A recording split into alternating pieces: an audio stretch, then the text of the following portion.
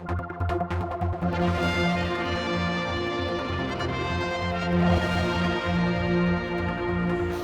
come along to the DEFRA headquarters out here in St John's, talking to the Minister, Mr Gawne.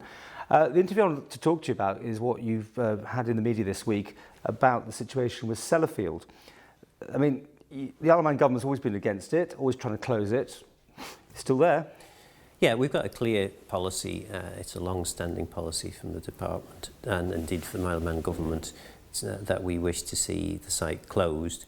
Now, obviously, the legacy that's left on that site after many decades of nuclear activity needs to be cleared up.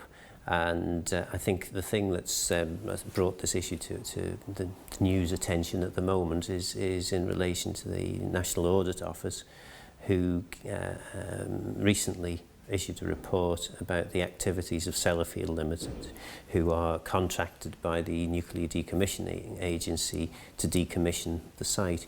And it's quite a damning report, really. You know, there's a lot of concern that I've certainly got out of that report about the lack of proper planning on the part of Sellafield Limited. You know, they'll set themselves targets, they'll set themselves budgets, and within a relatively short period of time of them doing that, they seem to have massively missed the target and missed the, or significantly underestimated the amount that it's going to cost. It's an old plant. I mean, it's being decommissioned. It's just the timing is your worry, is it? And how safe we'll all be? I mean, it's not just a plant, of course. There are several different aspects to the work that's undertaken and many tens of buildings on the site. There's an awful lot of highly toxic radioactive waste on the site, which needs to be removed and made safe. And our concern, I suppose, with the Isle of Man government is that National Audit Office have said you're really not doing this properly. You need to up your game quite significantly. Added to which, of course, there's been news this week that Sellafield are going to be prosecuted for disposal of low-level radioactive waste at the landfill site. So that doesn't inspire confidence. You're against it. The Isle of Man government's against it. And I mean, there's a possibility of new ones being built from Heysham upwards. I mean, there's all sorts of places that have been earmarked. They're not going to take any notice of you, are they, though? Well, I don't know about that. It's not just us for a start. It's us and the Republic of Ireland. We have raised this on several occasions with our colleagues in the United Kingdom government. I've written again this week to the United Kingdom Secretary of State for Energy and Climate Change. I will be chairing a meeting on the Isle of Man in about 12 months' time of the British Irish Council Environment Ministers, and again Sellafield will be raised at that point. You've got Lord McNulty here today. He's on a hotline apparently to our Chief Minister these days. Absolutely. And you know, we do use these channels.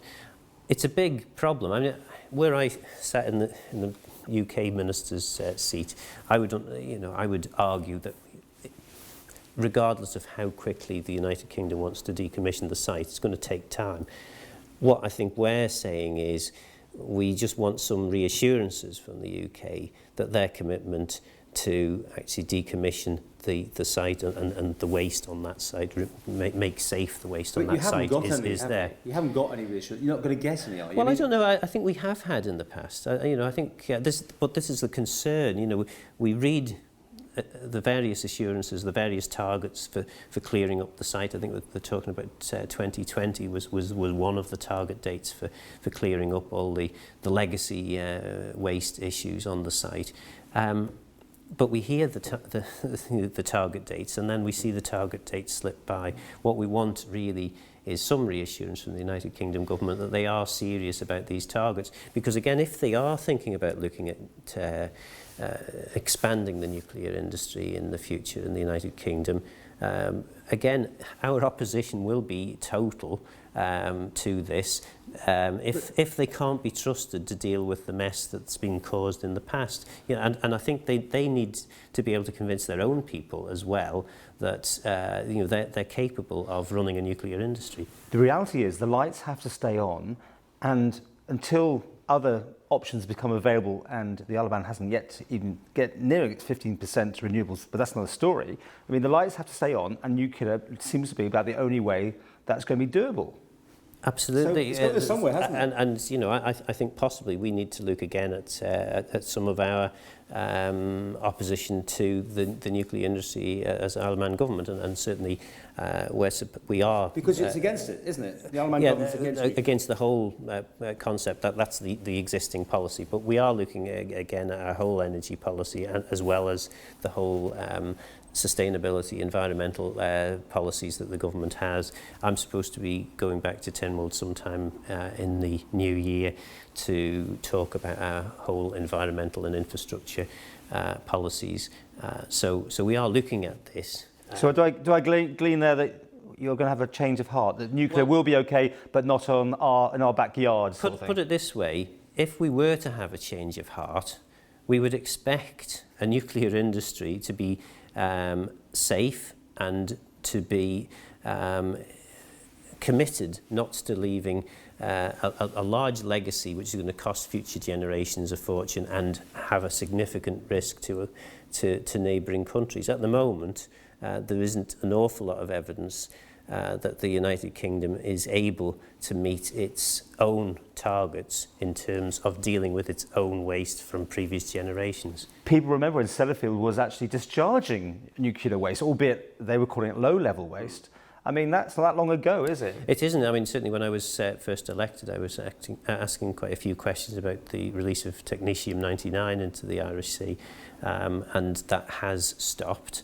And, you know, Sellafield is better than it was, but it's still got loads and loads of very nasty chemicals, radioactive waste on the site, which, if there were a major natural disaster of some kind, God forbid, or if there were a major terrorist attack on the site, a lot of that radioactive waste could find itself in the Irish Sea, and that's obviously a major concern to us. That's why we're asking these questions. You know, we don't doubt the commitment of the United Kingdom to try and deal with the problem. What we're asking is, are they absolutely clear about the timescales?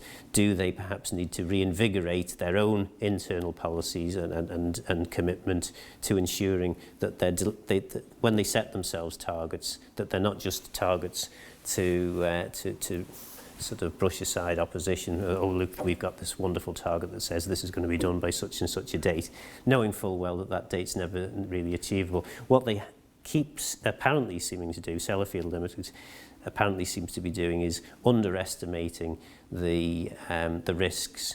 They're underestimating timescales.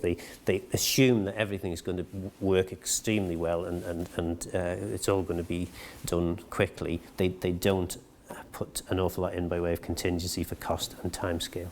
What's your views on wind farms and alternative energy? I mean, do you see it happening here?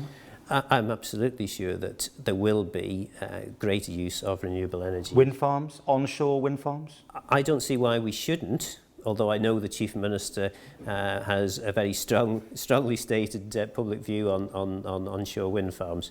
As far as I'm concerned, if onshore wind farms are capable of producing electricity at no extra cost to the Manx public and no capital from government is required, I don't see why we wouldn't want to do that. But others have different views.